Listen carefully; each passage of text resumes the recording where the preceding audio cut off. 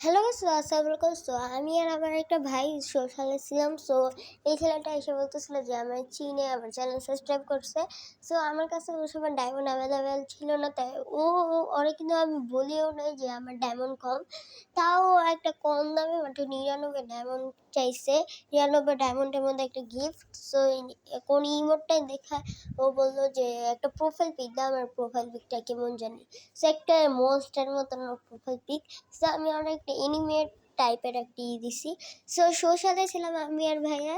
ও বলছিল ভাইয়া আমি তোমার চিনি। আমার ভাইয়া বলছে কায়া তোমার চিনে আছে। সো এমনই অনেকজনের সাথে দেখা হয়, কিন্তু যাতে যাতে দেখা না ফিচারে হয়ে যাবে।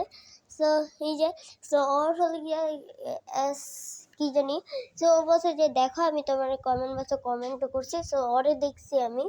আমি বলছি হ্যাঁ তোমার পাইছি, তুমি দেখো আমার কমেন্ট করছো, নিউ সাবস্ক্রাইবার দেখছো। বাই।